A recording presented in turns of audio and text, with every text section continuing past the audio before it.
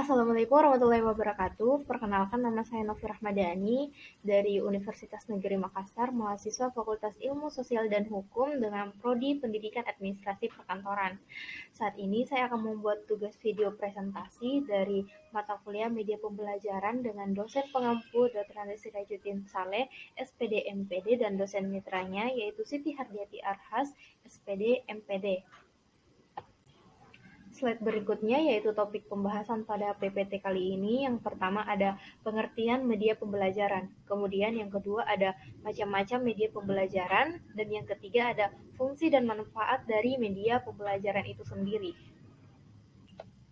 Slide pertama yaitu pengertian dari media pembelajaran. Kata media berasal dari bahasa Latin yaitu medius yang secara harfiah berarti tengah, perantara, atau pengantar.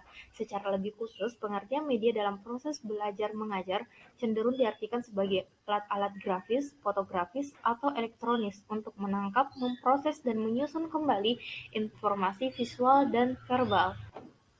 Secara umumnya, media pembelajaran adalah segala sesuatu yang dapat digunakan untuk menyampaikan pesan atau informasi dalam proses belajar, mengajar, sehingga dapat merangsang perhatian dan minat siswa dalam belajar. Slide berikutnya yaitu ada macam-macam dari media pembelajaran. Yang pertama, media berbasis manusia. Media berbasis manusia merupakan media tertua yang digunakan untuk mengirim dan mengomunikasikan pesan atau informasi. Salah satu contoh yang terkenal dalam gaya tutorial Socrates, sistem ini tentu dapat menggabungkan dengan media visual lain. Media ini bermanfaat khususnya bila tujuan kita adalah mengubah sikap atau ingin secara langsung terlibat dengan pemantauan pembelajaran siswa. Media selanjutnya yaitu media berbasis cetakan. Media pembelajaran berbasis cetakan yang paling umum dikenal atau buku teks, buku penuntun, jurnal, majalah, dan lembaran lepas. Teks berbasis cetakan menuntut 6 elemen yang perlu diperhatikan pada saat merancang, yaitu konsistensi, format, organisasi, daya tarik, ukuran huruf, dan penggunaan spasi kosong. Selanjutnya yaitu media berbasis visual, memegang peran yang sangat penting dalam proses belajar. Media visual dapat memperlancar pemahaman, misalnya melalui elaborasi struktur dan organisasi, dan memperkuat ingatan.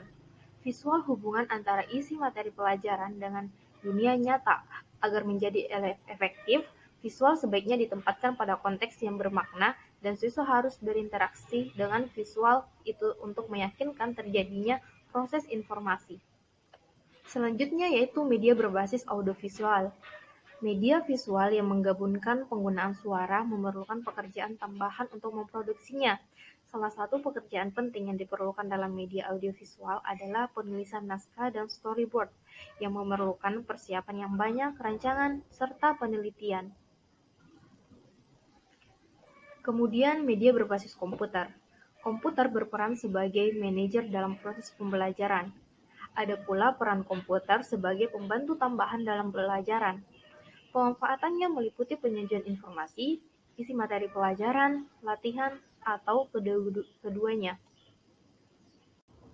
Slide berikutnya yaitu fungsi media pembelajaran. Rewentry dalam mengemukakan 6 fungsi media, yaitu yang pertama membangkitkan motivasi belajar, 2 mengulang apa yang telah dipelajari, 3 menyediakan stimulus belajar, 4 mengaktifkan respon siswa, 5 memberikan umpan balik dengan segera, dan 6 meninggalkan latihan yang serasi. Slide selanjutnya yaitu manfaat dari media pembelajaran.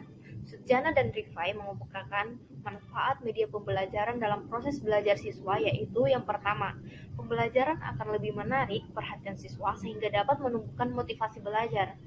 2. Bahan pembelajaran akan lebih jelas maknanya sehingga dapat lebih dipahami oleh siswa dan memungkinkannya menguasai dan mencapai tujuan pembelajaran.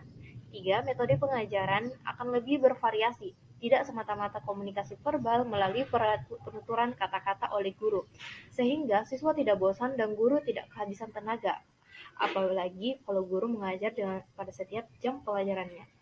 4. Siswa dapat lebih banyak melakukan kegiatan belajar sebab tidak hanya mendengarkan uraian guru, tetapi juga aktivitas lain seperti mengamati, melakukan, mendemonstrasikan, memerangkan, serta lain sebagainya. Demikian presentasi yang saya lakukan mengenai media pembelajaran. Lebih dan kurangnya mohon dimaafkan. Wassalamualaikum warahmatullahi wabarakatuh.